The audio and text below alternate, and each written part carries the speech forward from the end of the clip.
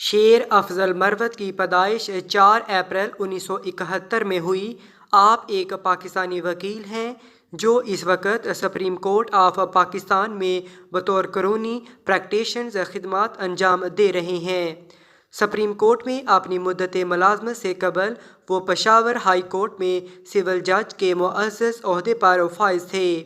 قابل ذکر بات یہ ہے کہ شیر افضل پاکستان کی ایک ممتاز سیاسی جماعت پاکستان تحریک انصاف پی ٹی آئی کی کور کمیٹی کے ایک لازمی رکن ہیں۔ پی ٹی آئی کے اندر وہ پارٹی کی قانونی ٹیم کی قیادت کرتے ہیں جو کہ بہت سے اہم قانونی معاملات کی نگرانی کرتے ہیں۔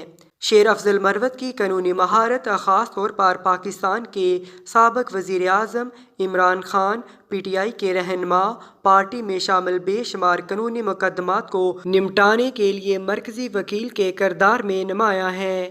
عمران خان سے متعلق اپنی ذمہ داریوں کے علاوہ شیر افضل پی ٹی آئی کے دیگر قابل ذکر عہدیداروں کی نمائندگی کرنے کے لیے اپنی قانونی صلاحیت کو بڑھاتے ہیں، جن میں علی محمد خان، شہریار آفریدی اور علی امین گنڈاپور شامل ہیں۔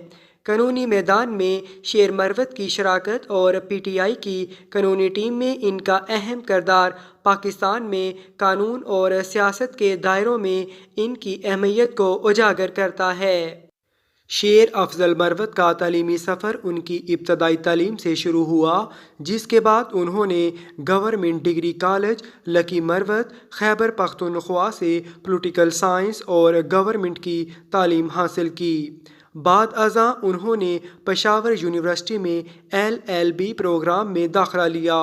مزید معلومات کی تلاش میں انہوں نے برطانیہ کا سفر کیا، جہاں آپ نے کارڈف یونیورسٹی سے کامیابی کے ساتھ ایل ایل ایم کی ڈگری حاصل کی، اپنے تعلیمی افق کو وسعت دی اور اپنی قانونی قابلیت کو بڑھایا۔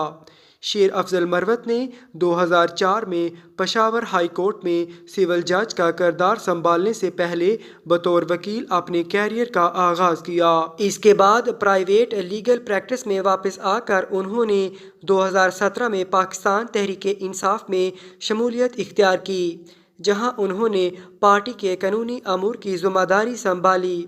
ان کی خدمات کے اعتراف میں انہیں پارٹی کی کور کمیٹی میں مقرر کیا گیا۔